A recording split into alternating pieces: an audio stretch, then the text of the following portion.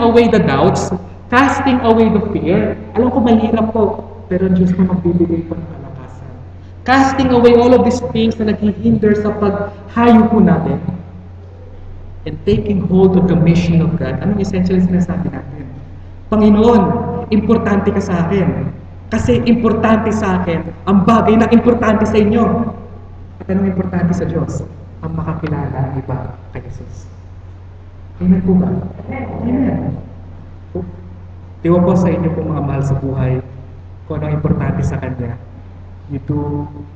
Indeed you will do well na tugunan po yung bagay na importante sa Kanya. Opo, importante sa Kanyang manood ng cartoons. Ay mo, nagpapasaya sa Kanya yun. Kung kasiyahan niya na manood ng basketball, samahan mo pumunta sa ultra. Magbibigay ng kasiyahan sa Kanya nun. Kung kasiyahan niya na kumain sa labas, sabayan mo. Magbibigay ng kasiyahan sa Kanya. Kung anong importante sa mga mahal natin sa buhay, we will really do well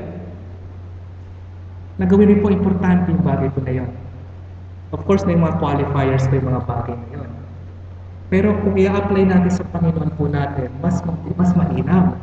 Kung anong importante sa Kanya, importante sa akin. Kasi sa aking paglagay ng importansya sa bagay na importante sa Panginoon, ipinapakita ko na importante ang Diyos ko. Amen po. Amen. And that is where revival can start. Naintindihan mo ba na ito? Remember these lessons. When we see, by seeing who God is or really is, we see our need for a fresh touch from God. And by this, we see our sinfulness and our need for cleansing. And when we acknowledge God and His cleansing, we acknowledge His power and we acknowledge Him. God sends His provision. And by acknowledging His provision, we also say to Him that God is powerful and God is the only one that we really need. And lastly, ano pong response sa tama? Take hold of the mission of God and respond with joyful obedience. These are the seeds for revival in your hearts. These will be the seeds for revival in your family. And these will be the seeds for revival in our church. Now, last thing na lamang po bago tayo magtapos. One warning. Why don't you look at 2 Chronicles chapter 7, verse 14? At dito po tayo magtapos.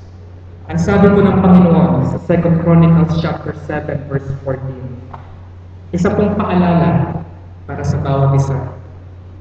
If my people who are called by my name will humble themselves and pray and seek my face and turn from their wicked ways, then will I hear from heaven and I will forgive their sins and will heal their land. If my people who are called by my name will humble themselves and pray and seek my face and turn from their wicked ways, then I will hear. Baliktarin po natin. If my people will not humble themselves, will not pray, will not seek my face, and will not turn from their wicked ways, then I will not hear from heaven. Remember these words of the Lord.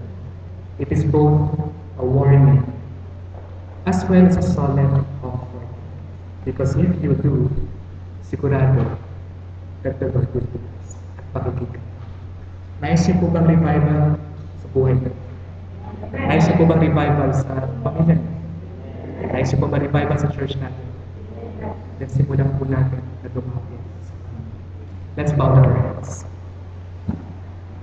Dear Jesus, kami po ay patuloy na lumalapit sa iyong nagpapasalamat.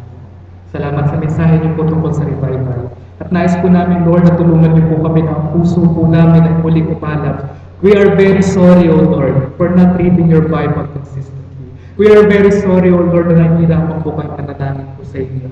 We are very sorry, Panginoon, na paminsan po, Lord, ay nahihirapan kaming dumayo po sa church po namin. We are very sorry po, Panginoon, na maraming pagkakataon po ng mga nakapalibot sa amin na hindi nakakarinig ng salita ng Diyos tungkol sa Panginoon sa Kristo. Lord, patawarin niyo po kami sa mga kasalanan po namin ito. Patawarin niyo po kami, Panginoon, sa amin po hindi paglagay ng importansya sa mga bagay na importante po sa inyo. But Lord, thank you for today that you are giving us new chance, panibagong pagsimula, panibagong paghipo ninyo sa aming buhay, para po kami ay muling magamit ninyo, para po ang inyo pong nakamamanghang gawain po lalong mamalas po namin sa buhay namin at sa iglesia po nito. Panginoon, salamat sa pagkakataon na binibigay po ninyo. And we are indeed praying for revival for ourselves. We are indeed praying for revival for our families. And we are praying, Lord, for revival in our church. Gamitin niyo po ang church na ito para mas maraming makakilala sa inyo. Gamitin niyo po ang buhay po namin para ang pamilya po namin, ang aming kaanak, ang aming kaibigan makakilala po sa inyo. Lord, you are the only one who can give us this strength. Kaya Panginoon, lumalapit kami sa inyo at humihiling po kami ng kalakasan mula po sa inyo. Mamaya po sa congregational meeting po namin, Panginoon, ipakita ninyo ang direksyon niyo po sa church na ito. Ipakita niyo po ang direksyon niyo po sa buhay po namin.